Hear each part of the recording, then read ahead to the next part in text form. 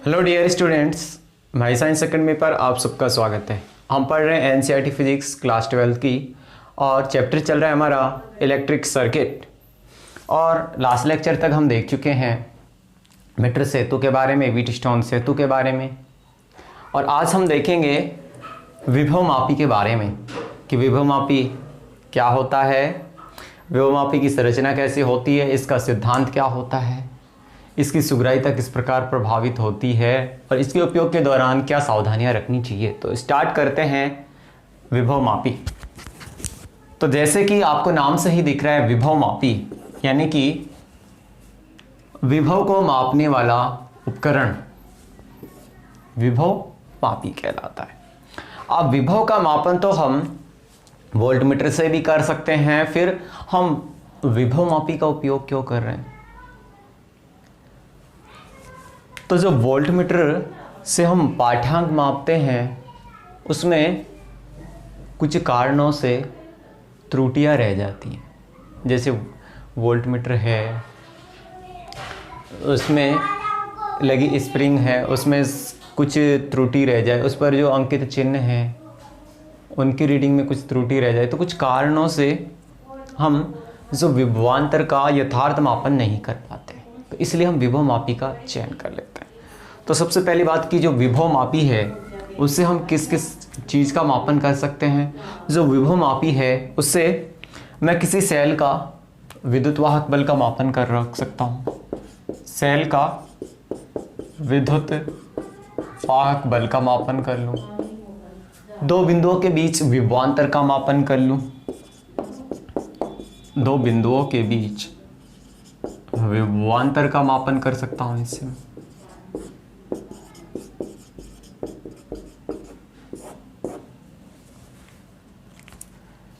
Circuit में धारा का मापन कर सकता हूं, यानी कि जो वोल्टमीटर होता है उसके तुलना में ये जो मेरा विभवमापी बेस्ट होता है।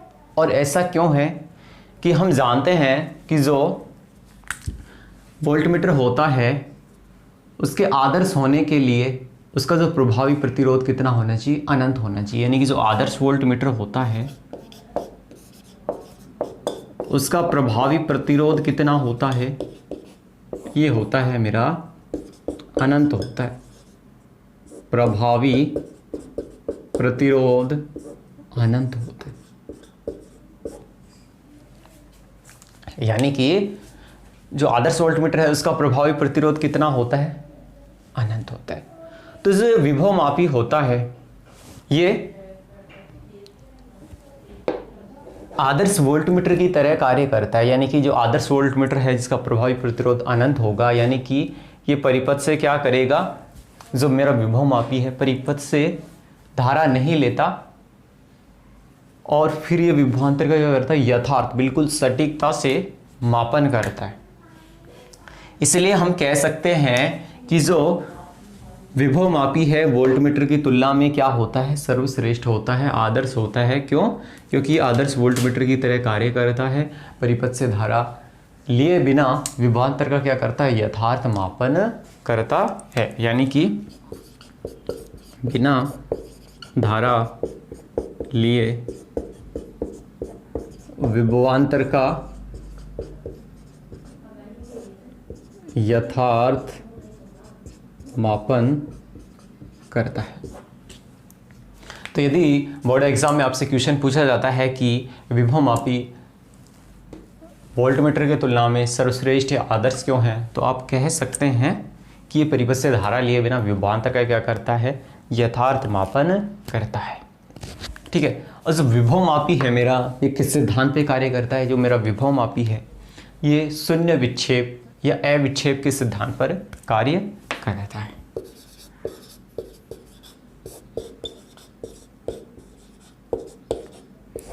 जब हम इसका विभवमापी का सिद्धांत पढ़ेंगे अलग से, तो उसमें हम देखेंगे कि जब विभवमापी तार पर मैं संतुलित लंबाई निकालूंगा तो उस पर एक बिंदु ऐसा आएगा जहां मेरा गैल्वेनोमीटर शून्य विक्षेप देता है। उसे हम शून्य विक्षेप या अविक्षेप बिंदु नल पॉइंट कहते हैं।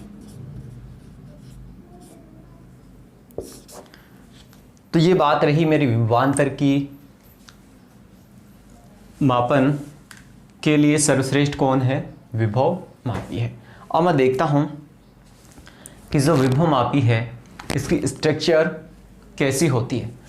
तो आप डायग्राम में देख सकते हैं ये विभव मापी की स्ट्रक्चर है। इसमें मेरे पास एक लकड़ी का आधार होता है और इसमें एक मीटर स्केल लगा होता है। ये मेरा मीटर स्केल है 100 सेंटीमीटर का। तो जैसा कि आप डायग्राम में देख पा रहे हैं एक मीटर स्केल है, एक लकड़ी का आधार है। अब इसमें आपको ये दो संयोजक पेच ए और बी दिख रहे हैं। इससे ये जो प्रतिरोध तार है वो जुड़ा होता है और इस पे ये मेरी विसर्पी कुंजी जुड़ी होती है, विसर्पी कुंजी। अब इसमें क्या होता है, इसको मैं मिटा देता हूं।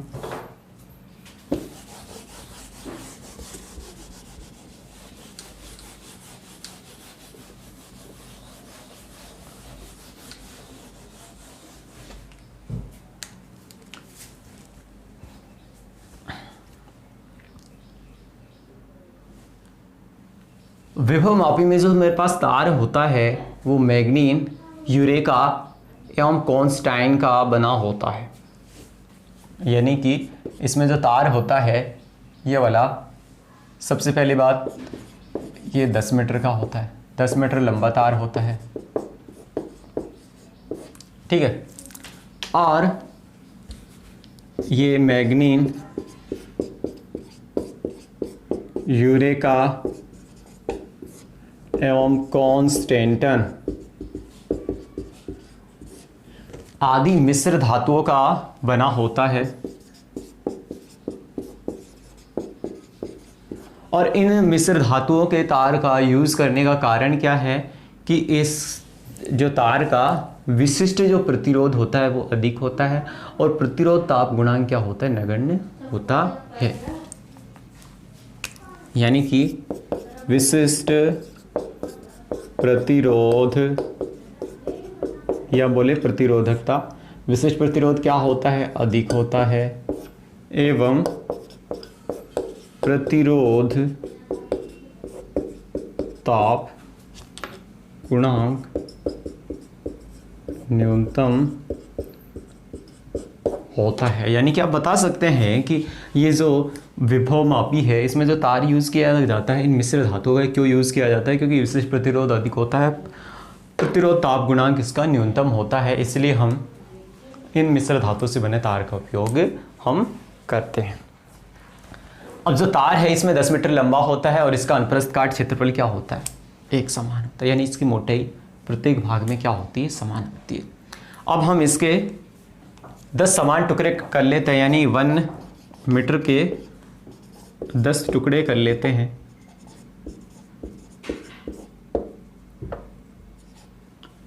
और इन्हें मोटे कॉपर की पत्तियों से संयोजित करते हैं।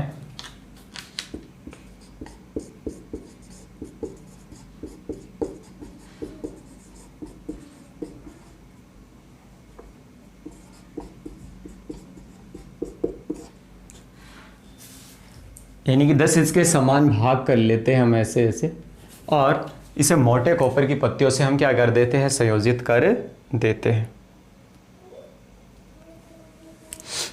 और यह डायग्राम से आप देख सकते हैं कि जो ये टुकड़े हैं ये परस्पर श्रेणी क्रम में जुड़े होते हैं। यानी कि इससे ये, इससे ये, इससे ये, ऐसे आपस में श्रेणी क्रम में जुड़े होते हैं।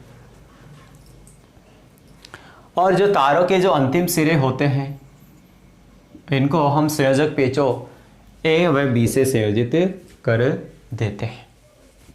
और ये सारी व्यवस्था मेरे लकड़ी के आधार पर होती है। तो ये मेरी विभव मापी की क्या हो जाती है, स्ट्रक्चर हो जाती है। अब इसमें हम संतुलित लंबाई ज्ञात करने के लिए एक उपकरण का यूज़ करते हैं जिसे हम बोलते हैं विसर्पी कुंजी। तो इस फिर विसर्पी कुंजी को इन विभव मापी तार पर हम चलाकर संतुलित लंबाई ज्ञात कर लेते हैं, जिस पर गैल्वेनोमीटर हमारा शून्य विक्षेप देता है। तो ये बात रही मेरी स्ट्रक्चर की।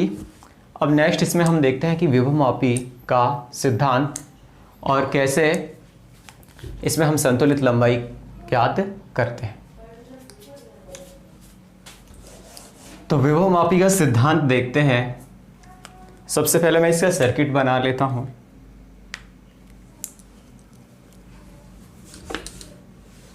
कि इसके सर्किट में हम क्या करते हैं, सबसे पहले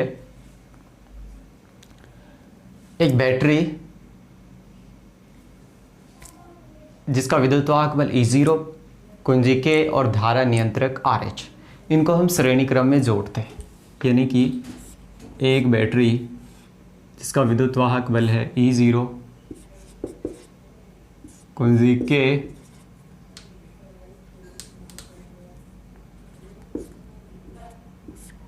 धारा नियंत्रक RH,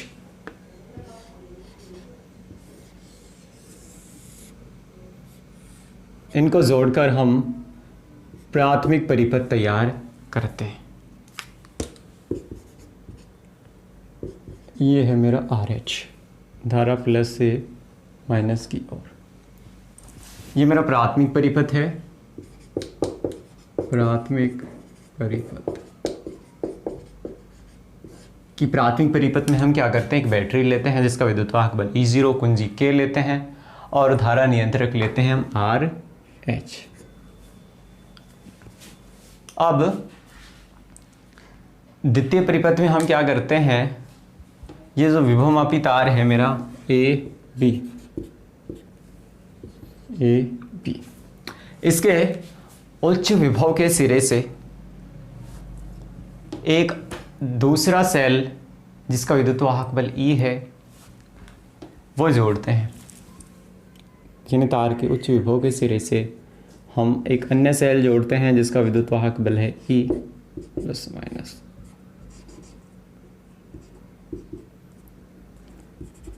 और जो दूसरा सेल जोड़ा है इसके ऋण टर्मिनल से हम जोड़ते हैं गैल्वेनोमीटर को,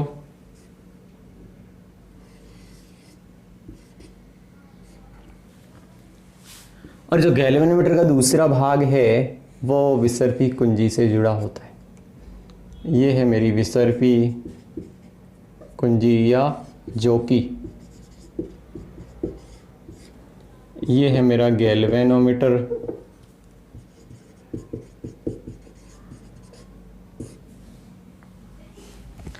इस प्रकार ये मेरा प्राप्त हो जाता है द्वितीय परिपथ।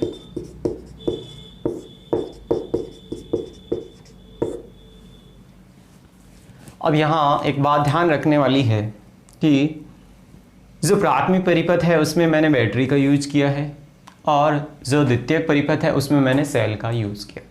ऐसा क्यों कि जो प्राथमिक परिपथ में मेरे को विद्युतवाहक बल का मान द्वितीय परिपथ के तुलना में अधिक चाहिए होता है, इसलिए प्राथमिक परिपथ में मैं बैटरी का उपयोग करता हूँ और द्वितीय परिपथ में मैं सेल का उपयोग करता हूँ।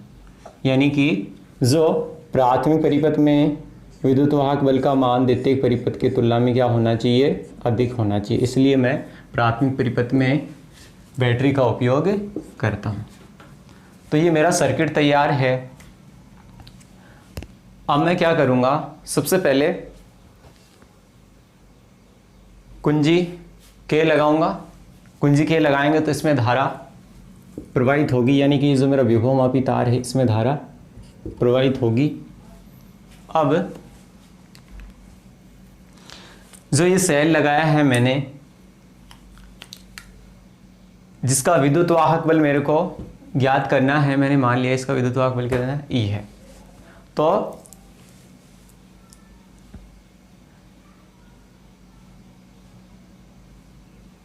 इस सेल का विद्युतवाहक बल ज्ञात करने के लिए मैं विसर्पी कुंजी को चलाऊंगा और विसर्पी कुंजी को चलाकर इस पर वह संतुलित लंबाई ज्ञात करूंगा जिस पर मेरा गैल्वेनोमीटर शून्य विक्षेप है, यानी कि इसमें कोई विक्षेप ना है। यानी कि तार जो विभवमापी तार है AB पर सेल के विद्युत वाहक बल E के लिए संतुलित लंबाई ज्ञात करते हैं। और इससे पहले हम एक चीज़ करते हैं कि जो विसर्पी कुंजी होती है उसको, जो मेरे दोनों पॉइंट हैं ए और सी, यहाँ लगा के चेक करते हैं। यदि इन सिरों पर जो गैल्वेनोमीटर का विक्षेप परस्पर विपरीत हो, यानी मैं यहाँ लगाऊँ विक्षेप मेरा इधर हो और यदि यहाँ लगाऊँ तो मेरा विक्षेप इधर हो, यानी कि इन दोनों सिरों पर यदि विक्षेप विपरीत हो तो इसका मतलब क्या है कि मेरा जो संयोजन है, यानी कि जो मेरा परिपथ जोड़ा है मैंने, वो क्या है, ठीक है। तो जो सेल के विद्युत वाहक बल E के लिए विभवमापी तार पर, ये मेरा विभवमापी तार है AB, विभवमापी तार AB पर सेल के विद्युत वाहक बल E के लिए संतुलित लंबाई हम ज्ञात कर लेते हैं। अब वो संतुलित लंबाई मेरी मान लो कितनी आ जाती है, L आ जाती है। और कहाँ आती है, यहाँ आती है किसी बिंदु C पर, ये संतुलित लंबाई L। तो ये जो बिंदु C है ये क्या कहलाता है, मेरा शून्य विक्षेप बिंदु या अविक्षेप बिंदु, क्योंकि यहाँ गैल्वेनोमीटर क्या करता है, शून्य विक्षेप देता है। और यहाँ एक बात ध्यान रखने वाली है कि जो हम संतुलित लंबाई का मापन करते हैं वो हमेशा विभवमापी तार के उच्च विभव के सिरे से करते हैं। यानी ये मेरा विभवमापी तार है AB और इसका उच्च विभव का सिरा कौन सा है, ये उच्च विभव का सिरा है और ये निम्न विभव का सिरा।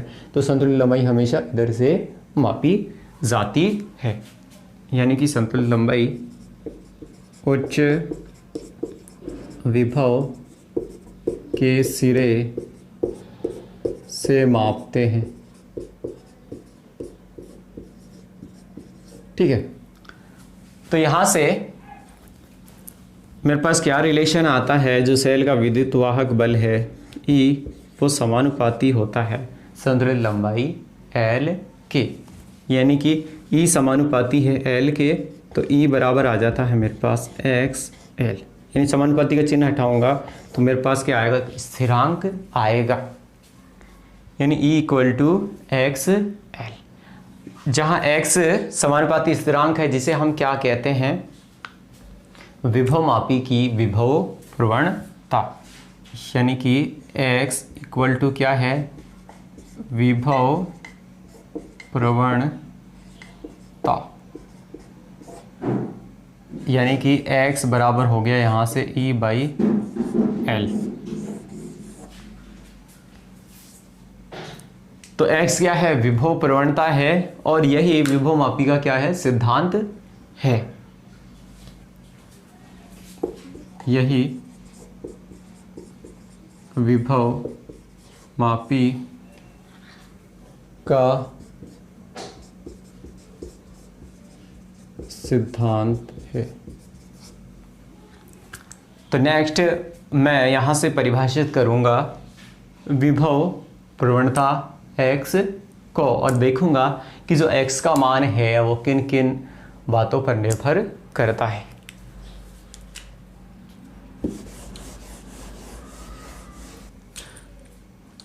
तो विभव प्रवणता को हम परिभाषित कर सकते हैं कि E इक्वल टू क्या आ रहा है, XL, और X इक्वल टू E/L।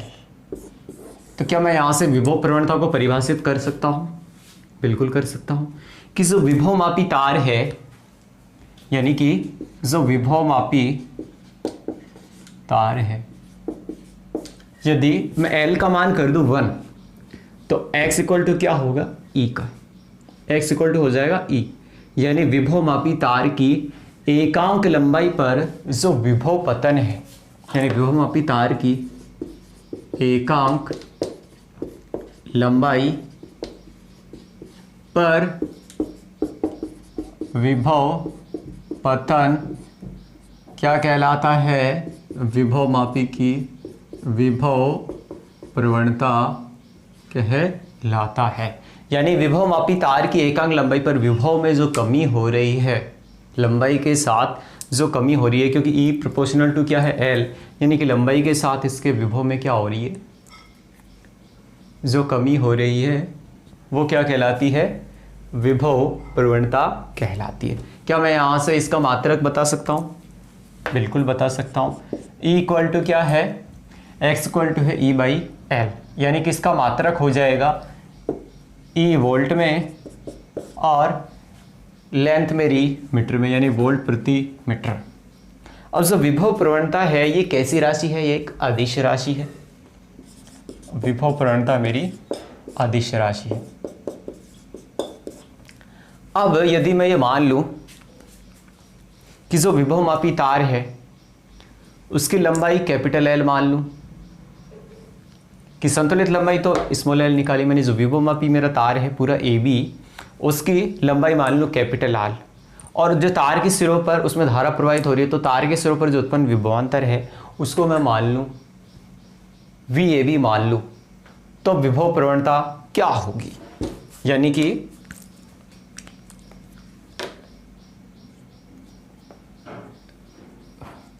यदि विभवमापी तार कितना क्या है AB, इसकी लेंथ में मान रहा हूं कैपिटल L, लंबाई कैपिटल L हो तथा इसके सिरों पर विभवांतर क्या हो, VAB हो, मान सकते हैं। विभवांतर को मैं व्यक्त कर रहा हूं VAB हो, तो विभव प्रवणता क्या होगी, यानी कि जो इसका विभवांतर है और लेंथ का अनुपात क्या होगी, मेरी विभव प्रवणता होगी, यानी कि विभव प्रवणता X इक्वल टू हो जाएगी VAB अपॉन में कैपिटल L। ठीक है, अगर मैं इसको चाहूँ तो इक्वेशन 1 दे सकता हूँ, इसको इक्वेशन 2 दे सकता हूँ। अब मेरे को पता है जो विभवमापी तार है उसमें धारा I प्रवाहित हो रही है, और जो विभवमापी तार का जो प्रतिरोध है वो मैं कैपिटल R मान लूँ, तो VAB इक्वल टू क्या होता है, IR होता है, यानी कि जो ये किस में चेंज हो जाएगा मेरा, यहाँ लिख लेता हूँ मैं कि यदि विभवमापी तार में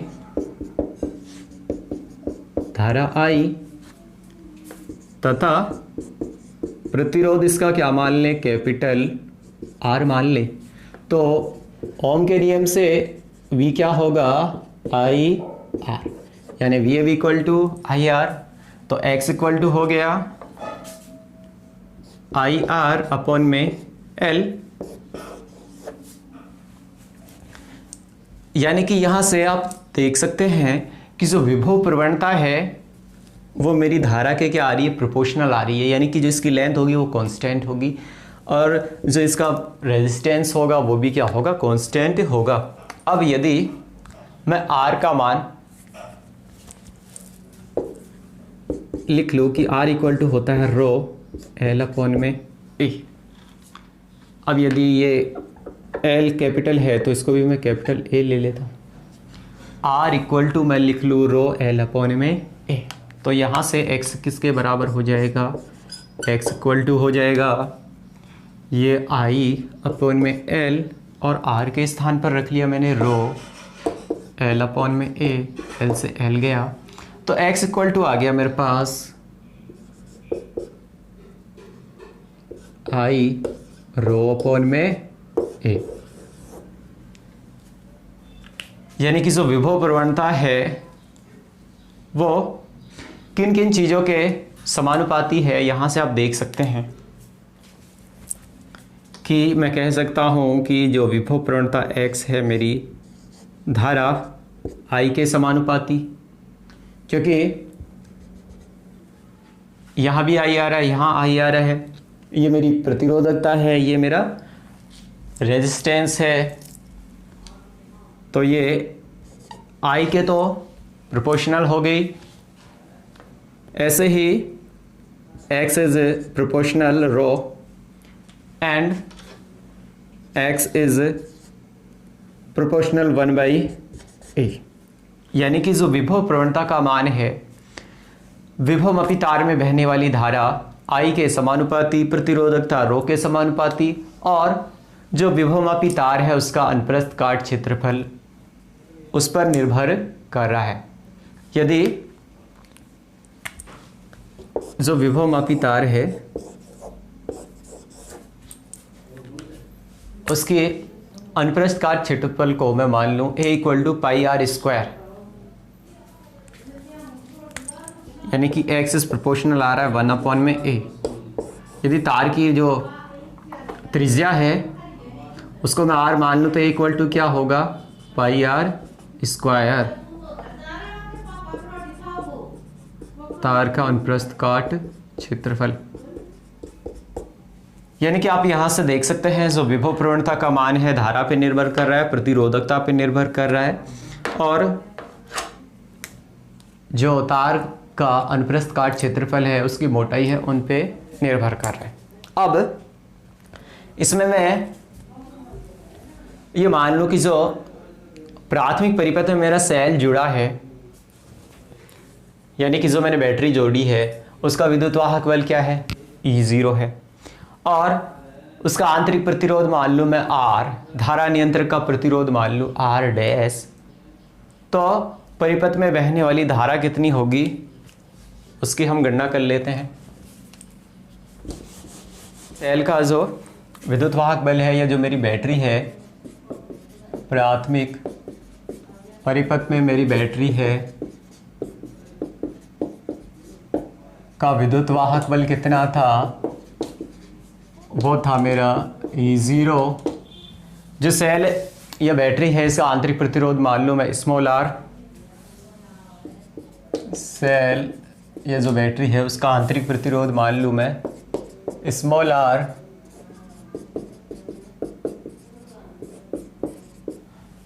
और जो धारा नियंत्रक है उसका भी कुछ ना कुछ क्या होगा, प्रतिरोध होगा, उसको मैं मान लूँ R'।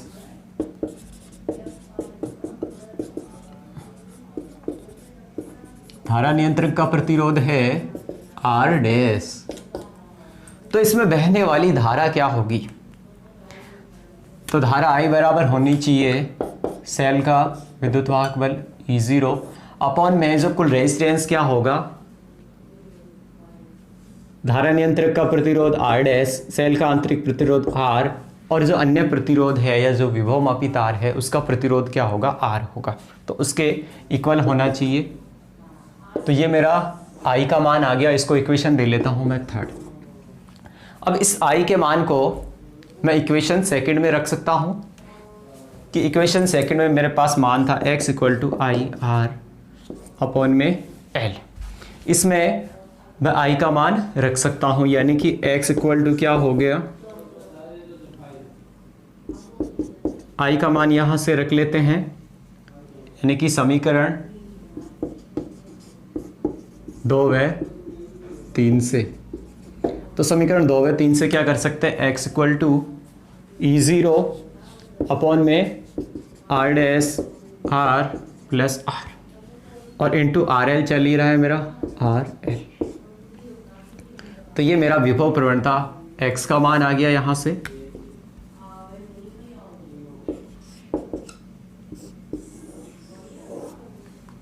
इक्वेशन मेरी 4 आ गई। अब इसमें मैं केस लगा रहा हूं कि यदि जो सेल का आंतरिक प्रतिरोध है वो 0 हो तो मेरे पास क्या रिजल्ट आता है, देखिएगा। यदि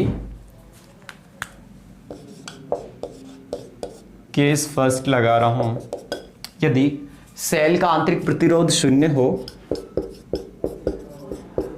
सेल का आंतरिक प्रतिरोध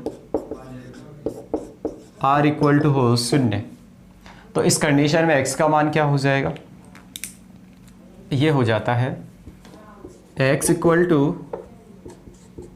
E0 R' + R into R upon में L, यानी कि ये मेरा विभव प्रवणता का मान आ जाता है।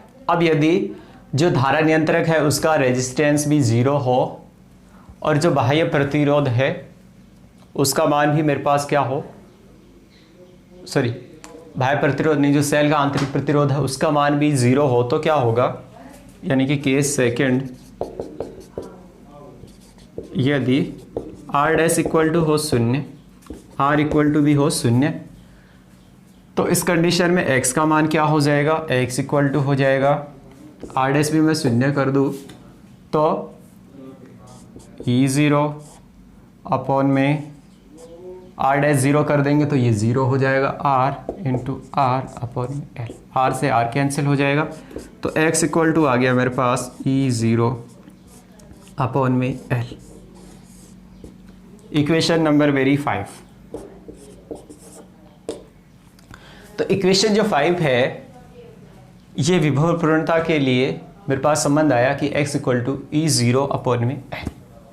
तो यदि जो सेल का आंतरिक प्रतिरोध 0 हो और जो धारा नियंत्रक का प्रतिरोध 0 हो, इस कंडीशन में जो विभव प्रवणता का मान है वो तार के पदार्थ व अनुप्रस्थ का क्षेत्रफल या रेजिस्टेंस पर निर्भर नहीं करता। ये किन चीज़ों पर निर्भर करता है, सेल के या बैटरी के विद्युतवाहक बल और विभवमापी तार की संतुलित लंबाई पर। यानी कि इस कंडीशन में जब R डैश इक्वल टू 0 हो, R इक्वल टू 0 हो, तो विभव प्रवणता ना ही तो तार के पदार्थ पर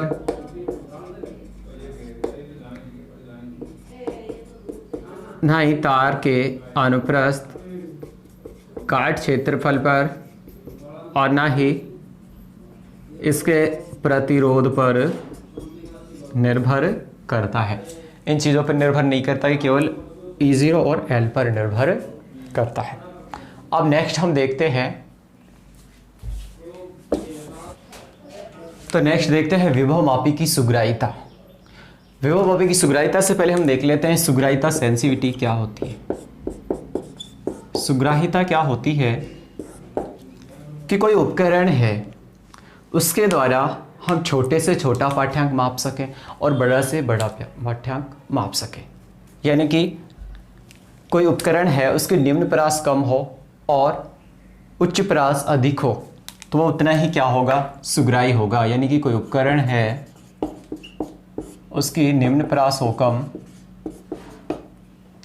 और उच्च परास हो उसकी अधिक, उच्च परास अधिक हो, तो वो उपकरण उतना ही सुग्राही होगा। यानी कि हम छोटा से छोटा पाठ्यांक उससे माप सके और बड़े से बड़ा पाठ्यांक भी उससे माप सके, तो वो उतना ही क्या होता है, सुग्राही होता है, अच्छा होता है। या फिर मैं कह सकता हूं कि कोई उपकरण है उसके निम्नतम एवं उच्चतम पाठ्यांक मापन की जो क्षमता होती है उसे हम वोल्टमीटर की विभवमापी की सुग्राह्यता कहते हैं। अब विभवमापी की सुग्राह्यता से क्या तात्पर्य है कि जो विभवमापी है उसके द्वारा हम विभवमापी उसके द्वारा अल्प विद्युत वाहक बल एवं विभवांतर का यथार्थ मापन कर सके। यानी कि जो विभवमापी की सुग्राह्यता से क्या तात्पर्य है कि इसके द्वारा हम अल्प विद्युत वाहक बल एवं विभवांतर का अच्छे से मापन कर सके, तो वो इसकी क्या कहलाती है, सुग्राह्यता कहलाती है। अब जो विभवमापी है इसकी सुग्राह्यता विभव प्रवणता पे निर्भर करती है, विभव प्रवणता पे निर्भर करती है। यानी विभवमापी की सुग्राह्यता विभव प्रवणता पर निर्भर करती है। यानी कि विभव प्रवणता का मान अधिक तो सुग्राह्यता होगी उसकी कम, क्योंकि हमने रिलेशन देखा था x equal to E by L, यानी कि जब संतुलित लंबाई होगी अधिक तो विभव प्रवणता होगी कम। यानी कि मैं कह सकता हूं कि जो सुग्राह्यता है वो किस पे निर्भर कर रही है? विभव प्रवणता पे। तो यदि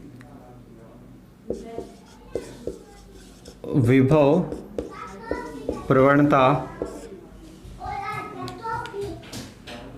कम, यानी कि जो विभव मापी तार है उसके एकांक लंबाई पर जो विभव पतन है वो कम है, तो इसकी सुग्राह्यता क्या होगी? अधिक होगी। और विभव प्रवणता का मान कब कम होगा? जब मेरी संतुलित लंबाई अधिक होगी।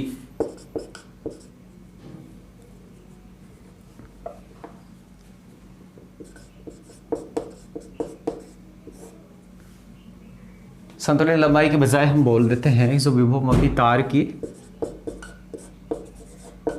लंबाई वो बोल देते हैं।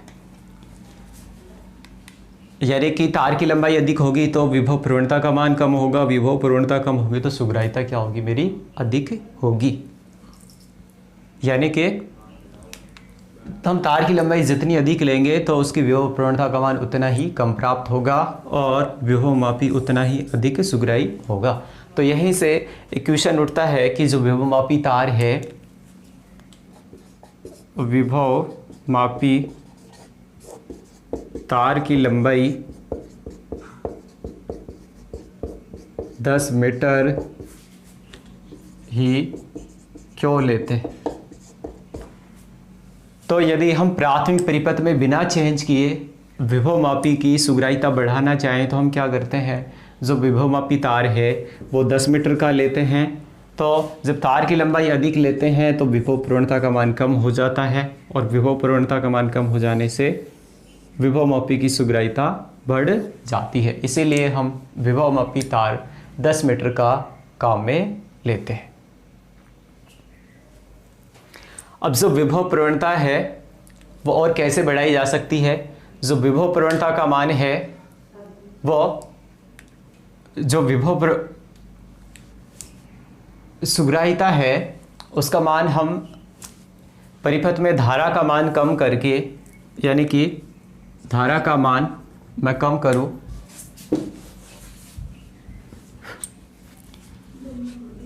मैंने रिलेशन देखा था कि x is proportional to I rho upon में a, यानी कि परिपथ में धारा का मान कम करेंगे तो परिपथ में धारा का मान कम करेंगे तो x इज प्रोपोर्शनल क्या था? I के, यानी कि धारा का मान कम करेंगे तो विभव प्रवणता क्या होगी? कम होगी। और जब विभव प्रवणता कम होगी तो मेरी सुग्राह्यता क्या होगी? अधिक होगी। सुग्राह्यता बढ़ जाएगी। इसी तरह जो विभवमापी तार की लंबाई में वृद्धि कर, अब ये सुग्राह्यता कैसे बढ़ेगी? विभवमापी तार में धारा का मान कम करेंगे तो इसके सिरों के बीच जो विभवांतर है वो क्या हो जाएगा? वो कम हो जाएगा और इससे विभव प्रवणता का मान कम हो जाएगा और सुग्राह्यता मेरी बढ़ जाएगी। विभवमापी में तार की लंबाई में वृद्धि करके हम सुग्राह्यता को बढ़ा सकते हैं। तो ऐसे हम विभवमापी की सुग्राह्यता में वृद्धि कर सकते हैं। नेक्स्ट हम देखते हैं तो विभवमापी का मानकीकरण क्या होता है? कि अभी हमने देखा जो विभव प्रवणता है उसका मान विभवमापी के जो प्राथमिक परिपथ में जुड़े सेल कि विद्युत वाहक बल E0, उसके आंतरिक प्रतिरोध R और धारामापी के प्रतिरोध R' एवं इसके साथ अन्य जुड़े जो प्रतिरोध हैं उनके मान पर निर्भर कर रहा था। तो जनरली इन जो प्रतिरोधों के मान हमारे पास ज्ञात नहीं होते हैं तो हम एक इनडायरेक्ट मेथड का यूज़ करते हैं जिसकी सहायता से हम विभव मापी की विभव प्रवणता को ज्ञात कर सकते हैं। यानी कि विभव मापी की विभव प्रवणता ज्ञात करने के लिए एक अप्रत्यक्ष विधि का उपयोग करते हैं हम। अप्रत्यक्ष मेथड है जिसे हम कहते हैं मानकीकरण।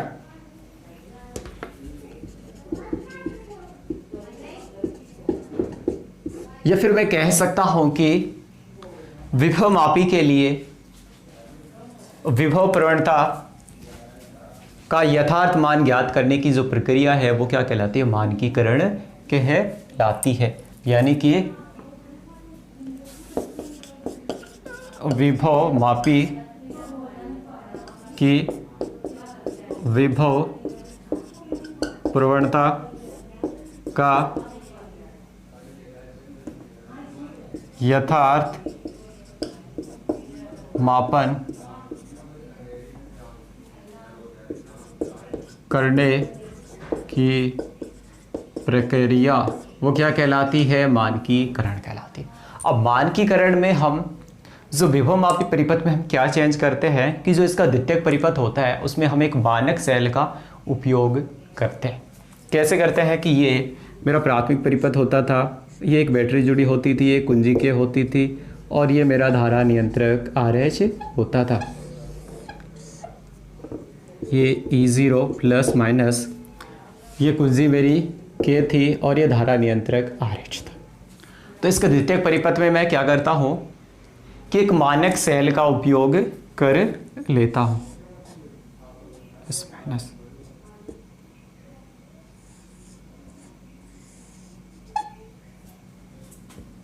ये मेरा होता है मानक सेल और वही मेरा गैल्वेनोमीटर और ये मेरी विसर्पी कुंजी होती है। तो मानक सेल क्या होता है? मानक सेल वह सेल होता है जिसका विद्युत वाहक बल शुद्धता के साथ ज्ञात हो और इसके विद्युत वाहक बल का मान लंबे समय तक नियत बना रहता है। यानी कि इसका विद्युत वाहक बल आसानी से चेंज नहीं होता है। इसका विद्युत वाहक बल लंबे समय तक नियत रहता है और इसका मान हमें शुद्धता से ज्ञात होता है। अब जो मानक सेल के रूप में हम उपयोग करते हैं कैडमियम सेल और डैनियल सेल। यानी कि एक तो हम यूज़ करते हैं कैडमियम सेल और एक यूज़ करते हैं हम डैनियल सेल। और इन दोनों सेलों का जो 20 डिग्री सेंटीग्रेड टेम्परेचर पर विद्युत वाहक बल होता है E equal to 1.0186 volt and इसका होता है 1.08 वोल्ट। ये दोनों का मेरे पास क्या होता है? विद्युत वाहक बल होता है। और कितने टेम्परेचर पर? 20 डिग्री सेंटीग्रेड टेम्परेचर पर होता है। तो इस तरह से हम किसी विभव मापी का मानकीकरण कर सकते हैं। और जो विभव मापी के मानकीकरण करते समय हम ये ध्यान रखते हैं कि जो प्राथमिक परिपथ है उसमें किसी तरह का चेंज नहीं होना चाहिए, क्योंकि यदि प्राथमिक परिपथ में मेरा कोई चेंज होगा तो मेरा जो विभव प्रवणता का मान क्या हो जाएगा? परिवर्तित हो जाएगा, क्योंकि मैंने जो भी चेंज किया वो किस में किया है? द्वितीयक परिपथ में किया है। इसके बाद हम नेक्स्ट देखते हैं विभव मापी के उपयोग के दौरान सावधानियां कि विभव मापी को इस्तेमाल में लेते समय कौन सी बातें ध्यान रखनी चाहिए। कि जब आप विभव मापी का 12th क्लास में प्रैक्टिकल भी होता है तो उस टाइम में कौन सी बातें ध्यान रखनी चाहिए। तो फर्स्ट बात करूं मैं कि जो मेरा प्राथमिक परिपथ होता है प्राथमिक परिपथ में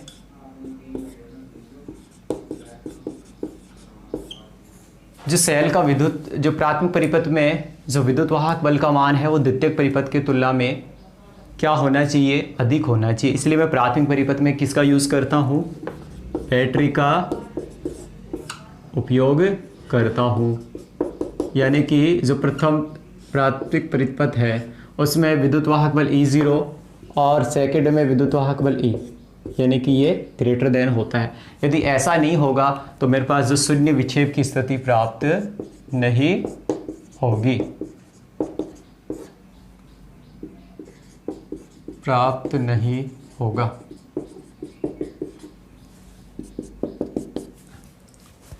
सेकंड, जो तार के जो उच्च विभव के सिरे हैं उससे दोनों जो सेल हैं, बैटरी है, उनके हम पॉजिटिव टर्मिनल को जोड़ते हैं। यानी कि तार के उच्च विभव के सिरों से धन टर्मिनल को जोड़ा जाता है। यानी जो दोनों सेल हैं उनके धन टर्मिनल को हम तार के उच्च विभव के सिरे, जो कि क्या था, ए था, उससे हमने जोड़ा है।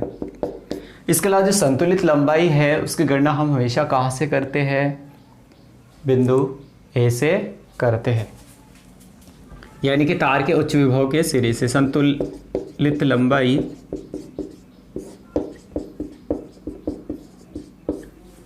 तार के उच्च विभव के सिरे से मापते हैं। फोर्थ, कि जो विभव मापी में लंबे समय तक धारा प्रवाहित नहीं होनी चाहिए, क्योंकि लंबे समय तक धारा प्रवाहित होगी तो तार क्या हो सकता है, गर्म हो सकता है और इसके प्रतिरोध का मान क्या हो सकता है, चेंज हो सकता है। तो इसके विभव प्रवणता है उसके मान में भी क्या हो सकता है, परिवर्तन हो सकता है। यानी कि लंबे समय तक धारा प्रवाहित नहीं करनी चाहिए।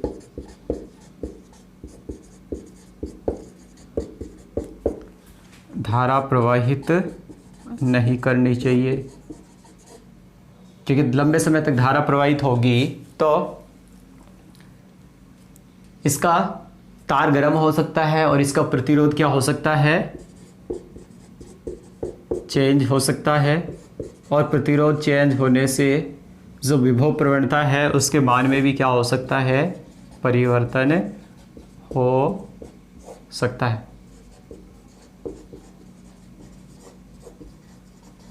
ऐसे ही लास्ट सावधानी हमें ये रखनी चाहिए कि जो विभव मापी तार है उसकी जो मोटाई है वो पूरे भाग में एक समान होनी चाहिए, क्योंकि हमने देखा था जो x का मान इन्वर्सली प्रोपोर्शनल था a के। यानी कि यदि तार की जो मोटाई है वो पूरे भाग में अलग अलग होगी तो विभव प्रवणता का मान भी क्या होगा, अलग अलग होगा। यानी कि तार का अनुप्रस्थ काट क्षेत्रफल एक समान होना चाहिए, क्योंकि एक समान नहीं होगा तो इसके विभव प्रवणता का मान भी क्या हो जाएगा, अलग अलग हो जाएगा। तो ये कुछ सावधानियां थी जो आपको विभव मापी के प्रयोग के दौरान रखनी चाहिए। तो आपने मेरे को पेशेंस से सुना, इसके लिए धन्यवाद।